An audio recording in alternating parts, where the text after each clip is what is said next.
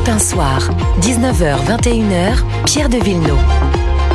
Europe 1 Soir avec la place au débat maintenant sur cette violence des jeunes. Tous les jours, un jeune mort à coups de couteau, avec cette fois-ci Mathis à Châteauroux. En ce moment, Gabriel Attal consulte politiquement les autres groupes politiques pour savoir comment est-ce qu'on peut endiguer cette violence des jeunes. On le verra tout à l'heure dans le journal de 20h. Gouvernement qui travaille aussi sur une question, et c'est ce qui va nous interroger sur l'excuse de minorité, car le Premier ministre a évoqué une possible atténuation de celle-ci. Alors avant d'en parler, on va écouter le garde des Sceaux, Éric Dupond-Moretti, qui hier était chez nos confrères de BFM TV sur cette question justement.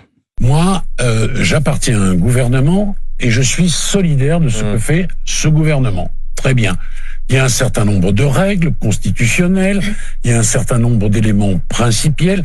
Il est bien normal qu'on discute, mais qu'est-ce que vous diriez si nous avancions sur des mesures justice sans l'évoquer ensemble ? Moi, il n'y a pas une mesure que je prends sans l'évoquer avec Gérald Darmanin, le Premier ministre, le Président de la République. Et c'est bien comme ça que ça fonctionne.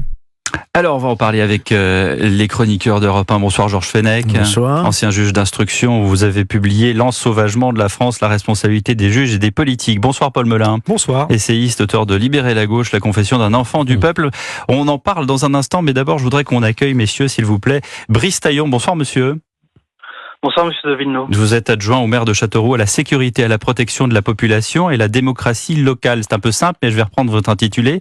La protection de la population, est-ce qu'aujourd'hui la population de Châteauroux est protégée ? Écoutez, mes premiers mots, je voudrais d'abord les réserver à la famille qui est frappée par le drame absolu et qui doit avoir tout le soutien des Castelroussins. Et je souhaite donc leur transmettre.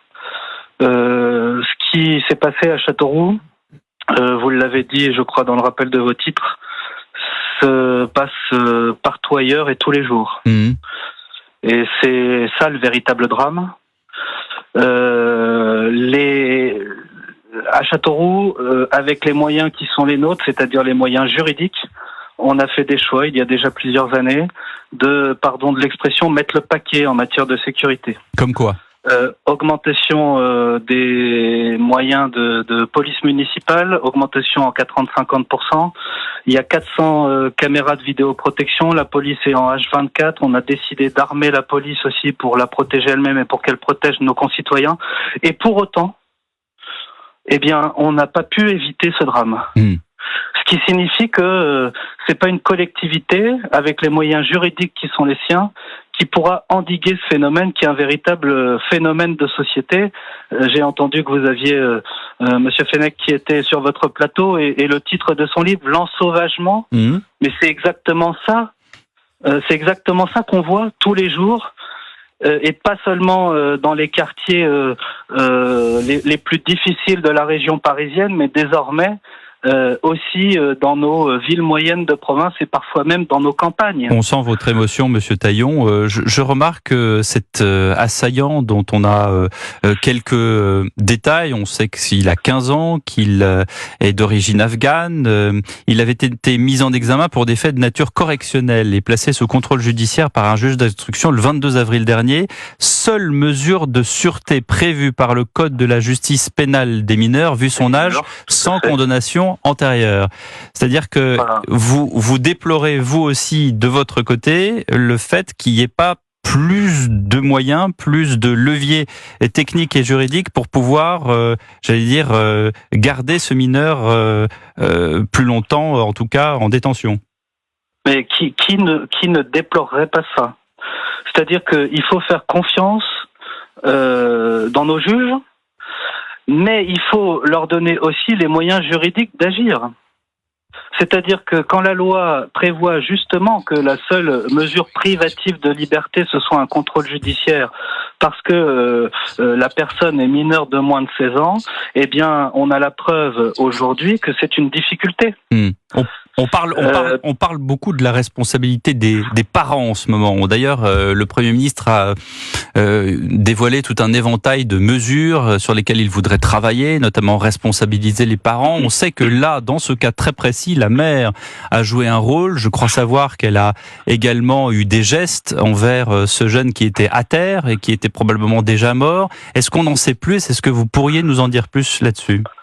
Alors moi, bien évidemment, je n'en sais pas plus que ce que j'ai lu dans les journaux, dans la mesure où dans notre système démocratique, il y a le secret de l'enquête et le secret de l'instruction. J'ai pas d'éléments officiels sur ces sujets-là. Il est clair que si cette mère de famille a participé activement à ces faits, comme on le dit, c'est pas la simple responsabilité des parents là, hein. C'est sa vraie responsabilité pénale et il faudra qu'elle soit jugée comme telle. Le sujet de la responsabilité parentale, il est un petit peu différent de celui-ci, en tout cas me semble-t-il. Mais on peut quand même s'interroger, c'est que si la justice n'a pas pu mettre en détention provisoire dans le cadre de sa mise en examen antérieure ce jeune, on se demande quand même comment les parents, alors que leur fils a été impliqué dans une affaire, a été convoqué par la justice, a été mis en examen, comment des parents laissent encore néanmoins leur fils ressortir sur la voie publique et qui plus est armé d'un couteau. Merci beaucoup. C'est ça aussi la question de la responsabilité parentale. Justement, on va en débattre. Merci beaucoup, Monsieur Taillon. Merci infiniment et on sent votre émotion également après la mort de ce jeune de 15 ans. Je rappelle que vous êtes adjoint au maire de Châteauroux à la sécurité, à la protection de la population et à la démocratie locale. Georges Fenech, vous vous rendez compte l'état dans lequel sont les représentants des collectivités locales. Vous avez entendu la voix tremblante de ce monsieur qui est adjoint au maire et qui est totalement délaissé, abandonné et qui n'a pas de solution. Vous savez, le problème de la sécurité relève essentiellement de la police nationale et de la justice, et pas des collectivités locales. Les collectivités locales interviennent en renfort. En complémentarité avec des polices municipales, avec de la surveillance, de la télésurveillance. Et j'ai tout à fait compris et apprécié les propos que vient de tenir l'adjoint à la sécurité, et je les partage entièrement. Mais permettez-moi, parce que si on arrive sur un sujet comme ça, on ne peut pas ne pas faire part de son empathie, la compassion qu'on éprouve à l'égard de cette famille qui a perdu un fils, une famille très honorablement connue sur Châteauroux, qui tient un restaurant. Le fils s'apprêtait à être apprenti cuisinier. Enfin, vous voyez ce drame absolu dans une ville moyenne, Châteauroux, qui n'était pas habitué à ce genre de drame. Alors après, votre question, c'est que se passe-t-il en réalité? Comment c'est possible?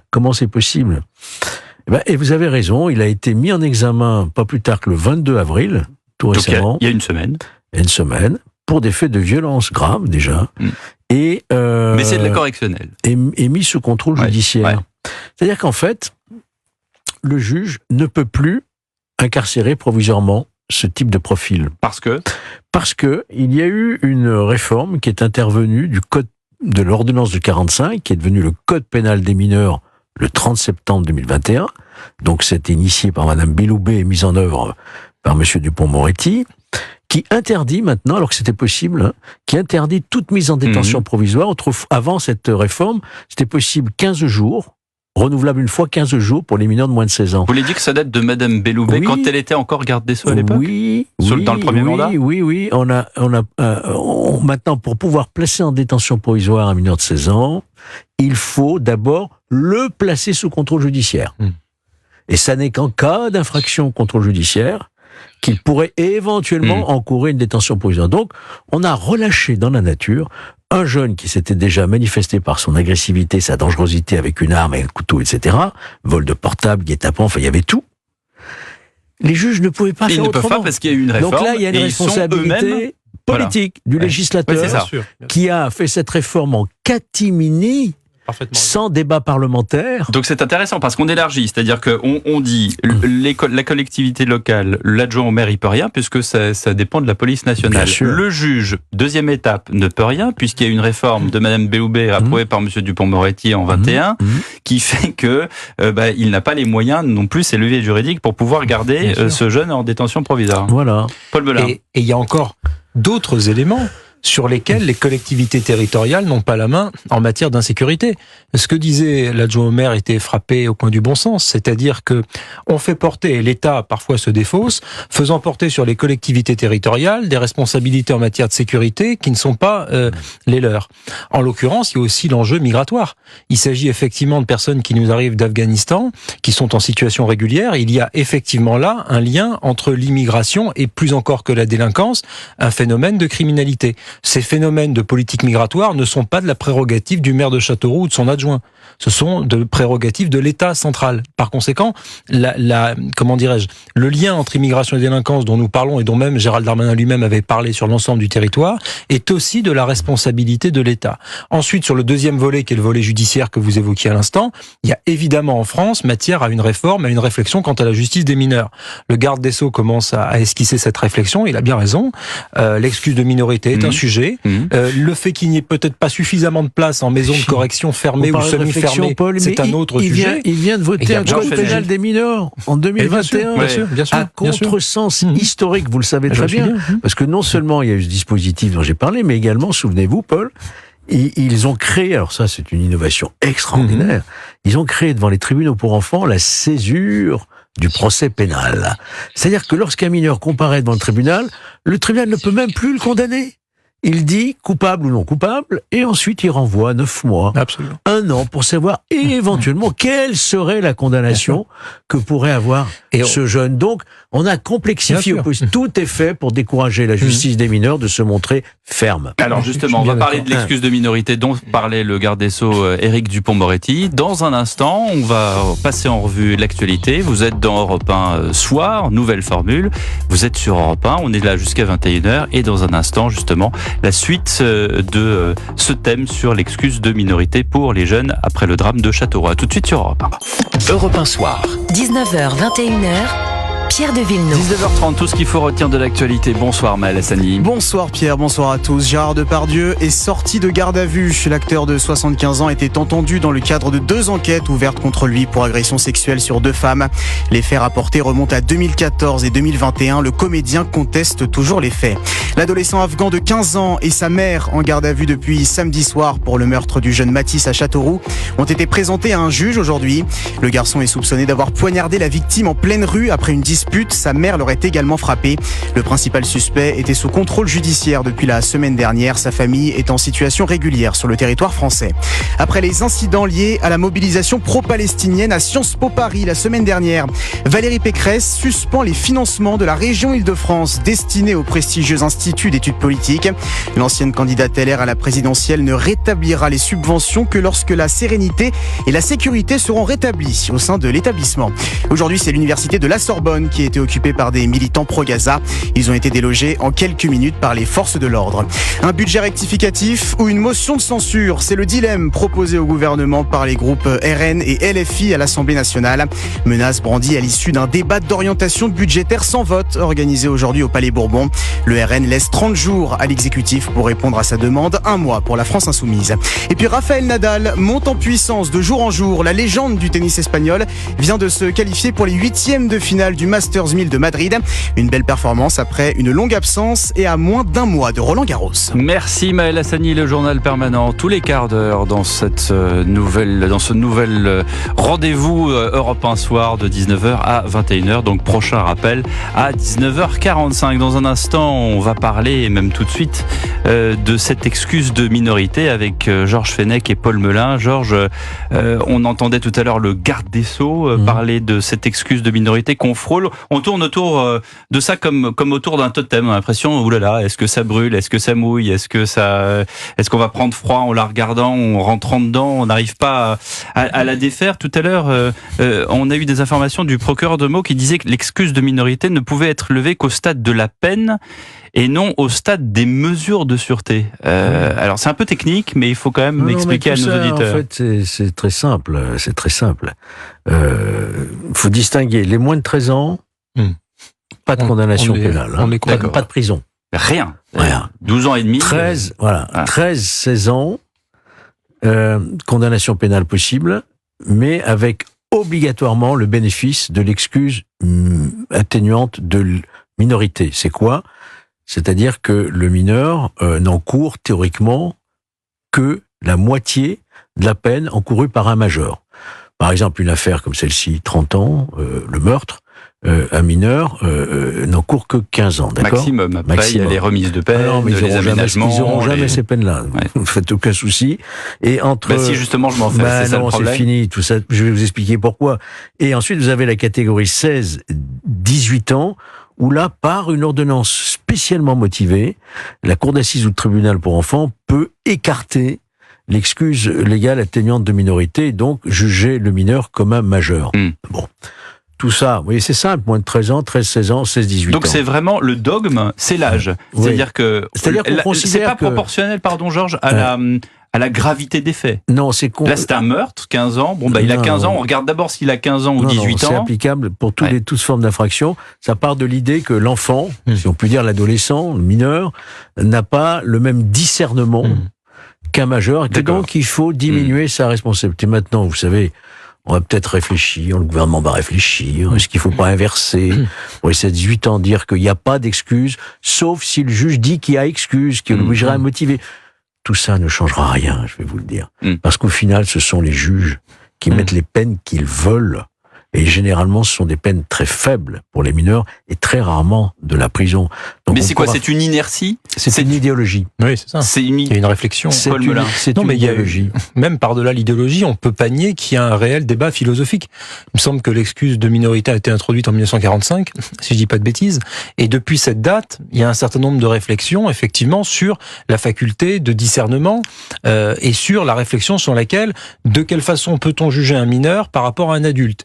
Et philosophiquement, on considère que le mineur, et même par rapport à des dimensions psychiques, le mineur n'a pas le même discernement, considère-t-on, qu'un majeur. Bon, tout ça mérite une réflexion, parce que de fait, la justice des mineurs dans les années 1950, par exemple, mérite une révision par rapport à aujourd'hui. Parce que de fait, les cas sont bien différents, le degré de maturité peut évoluer, le discernement, on peut discernement d'un jeune de 15 ans aujourd'hui, il a bien un discernement pour son iPhone et pour des Air Force One en 45. Il a un discernement beaucoup de choses. Il se trouve qu'en plus, les phénomènes de maturité évoluent à mesure que l'époque évolue. On est probablement aujourd'hui confronté à des éléments de maturité et des éléments d'âge adulte bien plus tôt qu'on ne pouvait l'être quand on avait 17 ans ou 16 ans en 1950. Aujourd'hui, le rapport aux réseaux sociaux, le rapport à des scènes de guerre, le rapport à une vie parfois trouble, parfois violente, y compris quand on vient de pays dans lesquels la violence est légion et où la violence est très forte, et bien tout ça de fait évolue, bien sûr. Gabriel Attal, tout à l'heure, je le disais tout à l'heure, évoque une possible atténuation de l'excuse de minorité. C'est quoi ? C'est de la com ? C'est du... Qu'est-ce que c'est, Georges Fenech ? Il y a 2 ou 3 ans, peut atténuer cher Pierre, il y a 2 ou 3 ans, je me promenais sur la passerelle du palais de justice de Lyon où j'exerçais mes fonctions sur les quais de Saône par une belle soirée d'été. Et j'entends derrière moi une voix, « Monsieur le juge Fenech ?» Je me retourne, je me tiens un peu sur mes gardes. J'ai affaire en face de moi à un homme que je ne connais pas, d'une 40aine d'années, de type maghrébin, qui me dit « Vous êtes bien le juge Fenech ?» Je dis « Oui ». Il me dit « Merci, monsieur le juge ». Je dis « Mais de quoi ?» Il me dit « Vous en souvenez pas, mais vous êtes le premier juge, quand j'avais 16 ans, qui m'avait collé 1 mois en prison. Et ce jour-là, j'ai pris conscience. J'ai tout arrêté. Aujourd'hui, je suis père de famille. J'ai 3 enfants. J'ai un travail. Merci, monsieur le juge. » Mais est-ce que ça marche encore, ça, aujourd'hui, ça ? Est-ce que ça marche je vous assure, parce que là, le passage par la case prison, est-ce que ça marche encore aujourd'hui ? Je vous assure que les courtes peines d'emprisonnement pour un mineur qui, habituellement, au bout de la 50e comparution, n'a pas fait encore un jour de prison. Les casiers judiciaires, c'est l'Ancien et le Nouveau Testament. Hein. Le jour où on le prive de liberté, ne serait-ce que 15 jours, 2 semaines, il réalise dans sa petite tête que ce qu'il a fait, ça se fait pas. Vous voyez ? Or, aujourd'hui, on a même supprimé les courtes peines d'emprisonnement, même pour les majeurs. Bon, et donc du Madame coup, Belloubet a ce que tu supprimé. décris là, Georges, c'est ce qui se passe aux Pays-Bas. On peut avoir une peine de prison de 48 heures, prononcée comme ça, très Oui, mais est-ce que rapidement, ça et ça marche fonctionne bien. Mais toutes les chiffres le montrent. c'est-à-dire que Les courtes peines ont une aux influence Pays-Bas, sur la il lutte. revient pas après, il recommet pas un délit. Il ça y peut a une arriver, mais influence sur globalement, la ça récidive. engendre une Il y a baisse. moins de récidive. Je sais pas pourquoi, Dès mais lors qu'il y a des courtes je peines suis d'emprisonnement. dubitatif quand même sur Je les. vous assure. Non, mais très bien, vous m'assurez. C'est les chiffres L'effet le des montrent. courtes peines. Bien, comment? L'effet des courtes peines Mais me bien paraît sûr, très mais bien très sûr. intéressant à étudier. Je devrais bien sûr. peut-être bien essayer. sûr. On n'a pas répondu sur Gabriel Attal qui essaye d'atténuer ça, par exemple, en disant, là, vous êtes au micro, des centaines de milliers de personnes vous écoutent, et peut-être Gabriel Attal dans sa voiture en rentrant de déplacement. Est-ce que les courtes peines, c'est une forme d'atténuation de l'excuse de minorité en disant, bah tiens, finalement, on va mettre ça entre parenthèses, ce fameux totem, comme je le disais tout à l'heure, et mettre des courtes peines judiciaires qui pourraient fonctionner? Mais de toute façon, elles sont plus possibles. Elles ont été supprimées par. Mais elles sont supprimées. Tout est supprimé, tout revient. Je veux dire, mais enfin, vous les demandez aux mêmes, à ceux qui ont supprimé, de les rétablir. C'est ça que vous êtes en train de me dire? Pourquoi vous dites que c'est les mêmes? Parce que ça s'est fait sous Madame Belloubet, sous Monsieur Dupond-Moretti. Aujourd'hui, même pour un tribunal, vous vous rendez compte qu'un tribunal correctionnel ne peut plus prononcer de peine ferme jusqu'à 6 mois. Oui. Et au-delà de 6 mois, il doit transformer la peine de prison en autre chose sur le siège. Comment voulez-vous que... Est-ce que dans vous les pensez que banlieues, Gabriel c'est pas Attal possible. a la baguette magique pour atténuer l'excuse de minorité? Alors déjà, le terme d'atténuation me paraît un peu flou. Je sais pas ce qu'il entend par Et atténuation quand de c'est l'excuse flou, de c'est minorité. qu'il y a Et quand un c'est loup, flou, c'est merci. qu'il y a un loup, comme dirait Martine Aubry, n'est-ce pas? Et en plus, de surcroît, par rapport à ce que disait Georges, imaginons même que le législateur prendra un certain nombre de mesures, notamment sur les courtes peines. Encore faut-il que les magistrats appliquent ces courtes peines. Et quand on voit aujourd'hui l'idéologie anti-prison qui est très importante à l'ENM, bon, ils ont bien le droit d'ailleurs, mais philosophiquement, leur philosophie, c'est plutôt Foucault que, que la prison et le système carcéral tel qu'on peut le voir dans les pays anglo-saxons. Tant que cette idéologie-là ne changera pas, et Georges connaît ça mieux que moi, ça ne changera pas. En fait, si vous voulez, je parle comme ça, mais Pour conclure. je suis très en colère, quoi. Ouais. Je suis très en colère, très triste, consterné de voir que on laisse faire une situation qui est en train de nous amener vers les pires dangers, quoi. Alors, je vais vous donner Pourquoi je suis pas dans une opposition bête et méchant, mais réagissons, quoi. Ouais. Réagissons.